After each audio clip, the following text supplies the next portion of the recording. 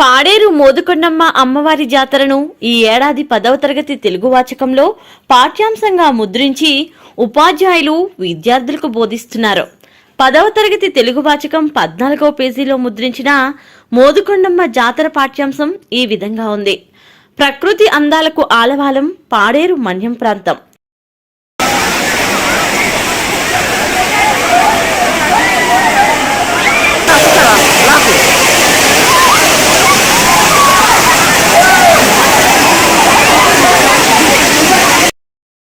ఇక్కడ గిరిజనుల దేవతగా మోదుకొండమ్మ పూజలు అందుకుంటుంది. మోదం అంటే సంతోషం. కొండల్లో వెలిసిన దేవత కనుక కొండమ్మ అని పిలిచారు.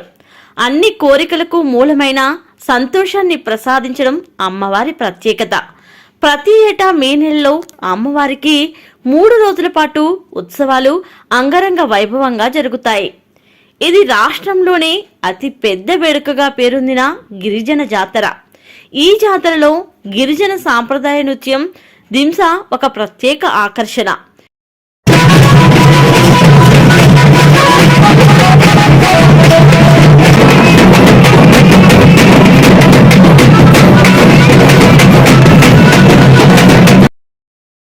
ఈ జాతరకు విశాఖ, గోదావరి జిల్లాల నుండే కాక ఒడిశా, ఛత్తీస్గఢ్ రాష్ట్రాల నుండి భక్తులు పెద్ద సంఖ్యలో వచ్చి మొక్కులు తీర్చుకుంటారు. రాష్ట్ర ప్రభుత్వం 2014లో దీనిని రాష్ట్ర జాతరగా గుర్తించింది. పిల్లలు ఈ పాఠ్యాంశం ఒకసారి చదువుతాను, మీరు జాగ్రత్తగా వినండి. ప్రతి ఒక్కరు చదివేటప్పుడు ఆ పుస్తక అక్షరాన్ని చూడాలి. ప్రతి పదం ఎలా పలుకుతున్నానో మీరు జాగ్రత్తగా గమనించుకోవాలి. ప్రకృతి అందాలకు అలవారం పాడేరు మన్యం ప్రాంతం.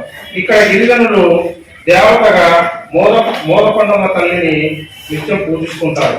మోదం అంటే సంతోషం. కొండలలో వలసినటువంటి దేవత కనుక కొండమ్మ అనేటటువంటి పేరుతో పిలిచారు. కొన్ని కోరికలకు మూలమైన సంతోషాన్ని ప్రసాదించడం అమ్మవారి ప్రత్యేకత. ప్రతి ఏటా మే నెలలో అమ్మవారి 3 రోజుల పాటు ఉత్సవాలు అంగరంగ వైభవంగా జరుగుతాయి. ఇది రాష్ట్రంలోనే అతి పెద్ద వేడుకగా పేరున్న గిరిజన జాతర. ఈ జాతరలో గిరిజన సాంప్రదాయ నృత్యం జింస ఒక ప్రత్యేక ఆకర్షణ. ఈ జాతరకు విశాఖ, గోదావరి జిల్లాల నుండి కాక ఒడిశా, ఛత్తీస్గఢ్ రాష్ట్రం నుండి కూడా భక్తులు పెద్ద సంఖ్యలో వచ్చి మొక్కులు తీర్చుకుంటారు. రాష్ట్ర ప్రభుత్వం 2014లో దీనిని రాష్ట్ర జాతరగా గుర్తించింది. వింటున్నారు కదా? ఏ సంవత్సరం నుంచి మనకు రాష్ట్ర జాతరగా గుర్తించింది? 2014 సంవత్సరం నుంచి. ఏ పండగని? మోదకొండమ్మ పండగ. మోద అంటే అర్థం ఏంటి?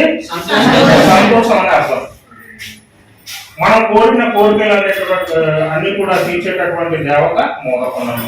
కొండమని చేత కొండమని పిలుస్తారు. కొండల్లో వెలిసినటువంటి దేవత కనుక కొండమ్మ అంటారు. మోద అంటే సంతోషం.